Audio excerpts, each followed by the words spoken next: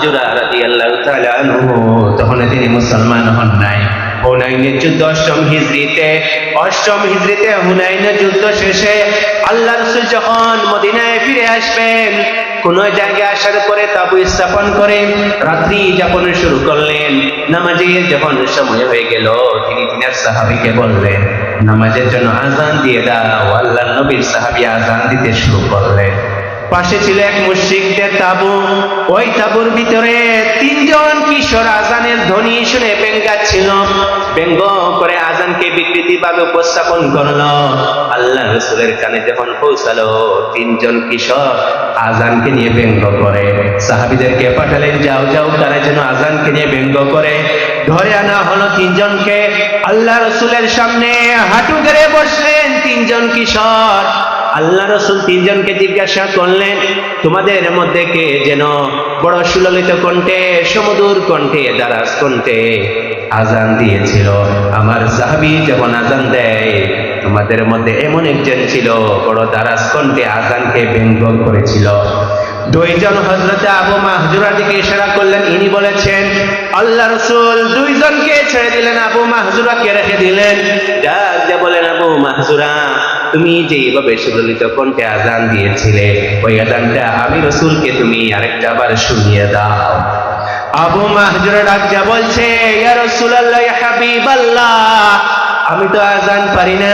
যখন আপনার সাহাবী আজান দিচ্ছিল, আবু মাহজুরা আপনার সাহাবীর কণ্ঠে আজানের ধ্বনিগুলা শুনে শুনে আমি আজান দিয়েছিলাম, আমি তো নিজেই আজান পারি না। আল্লাহর হাবিব বলেন, আবু মাহজুরা আমার সামনে আসো। সামনে আসলেন। আল্লাহর হাবিব আবু মাহজুরা রাদিয়াল্লাহু তাআলা আনহু মাথার সামনের দিকে চুলের উপরে নিজের পবিত্র হাত মুবারক রাখলেন আর বললেন, আবু মাহজুরা, তুমি আজান পারো না, আমি আল্লাহ রাসূল তোমাকে আজান শিখাই। আমি যা বলি তুমি আমার সাথে তাই তাই বলো। আল্লাহ রাসূল বলেন, আবু মাহজুরা তুমি বলো আল্লাহু আকবার। তিনি বলেন আল্লাহু আকবার। আল্লাহ রাসূল বলেন, আশহাদু আল্লা ইলাহা ইল্লাল্লাহ। তিনি বললেন, আশহাদু আল্লা ইলাহা ইল্লাল্লাহ। যখন আল্লাহ রাসূল বললেন, আশহাদু আন্না মুহাম্মাদুর রাসূলুল্লাহ, সাথে সাথে আবু মাহজুরা পড়লেন, আশহাদু আন্না মুহাম্মাদুর রাসূলুল্লাহ। আবু মাহজুরা বলছেন, আল্লাহ রাসূল যখন আমাকে আজানের ধ্বনিগুলো শেখাচ্ছিলেন, মনে হয় যেন বিষাক্ত তীর আমার অন্তরে এমন ভাবে প্রবেশ করেছে। ইসলামের আলো, কালেমার নূর যেন আমার অন্তরটাকে মুনাওয়ার করে দিতে শুরু করলো। যখন আল্লাহ রাসূল আমাকে আজান শিখানো শেষ করলেন, আমি ডাক দিয়ে বললাম, ইয়া রাসূলুল্লাহ, ইয়া হাবিবাল্লাহ, শুধু আমাদের আজান শিক্ষা দিয়েছেন এখানেই শেষ নয়, এখনো কাজ আছে। আজান আমাকে শিখালেন, দেরি করবেন না। এতদিন পর্যন্ত আপনার প্রতি আমার অন্তরে যে ক্ষোভ ছিল, ঘৃণা ছিল, আজানের ধ্বনিগুলা মুখস্থ করার সাথে সাথে আমি আবু মাহজুরার অন্তরে আপনার প্রতি প্রেম, মহব্বত, ভালোবাসা জাগরিত হয়ে গেছে। ইয়া রাসূলুল্লাহ, দেরি করবেন না, সাথে সাথে আমারে পড়াইয়া দেন ঈমানের কালেমা, লা ইলাহা ইল্লাল্লাহু মুহাম্মাদুর রাসূলুল্লাহ সাল্লাল্লাহু আলাইহি ওয়াসাল্লাম। হুজুর উপরে আসেন, হুজুর আসেন। তখন থেকে আবু মাহজুরা রাদিয়াল্লাহু তাআলা আনহু রাসূলকে বলছেন, ইয়া রাসূলুল্লাহ, আপনি তো আমাকে আজান শিখিয়ে দিয়েছেন। হে আল্লাহর রাসূল, আপনি আমার কণ্ঠের বড় তারিফ করলেন, আমার কণ্ঠকে দারাজ কণ্ঠ বললেন, সুললিত কণ্ঠ বললেন।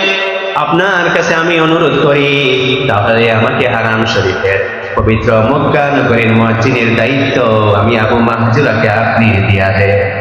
আল্লাহ রাসূল বলেন, যাও আবু মাহজুরা, হারাম শরীফের কাবা ঘরের মুয়াজ্জিনের দায়িত্ব দিলাম।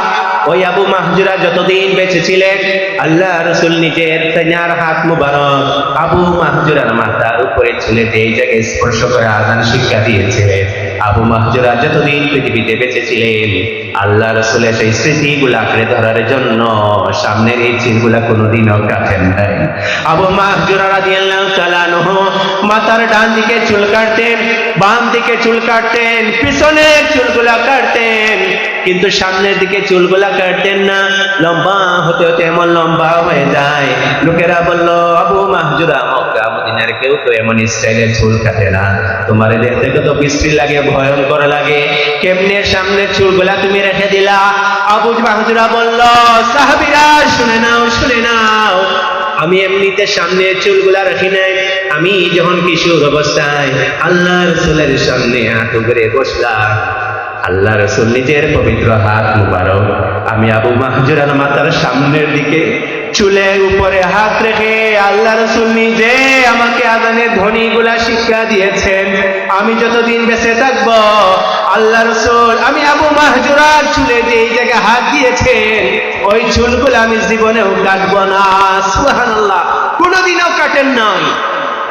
চুল এত লম্বা হয়ে গিয়েছিল, লম্বা চুলগুলা মাথার মধ্যে পেঁচিয়ে এর উপরে তিনি পাগড়ি পরিধান করতেন। সুবহানাল্লাহ। সেই আযান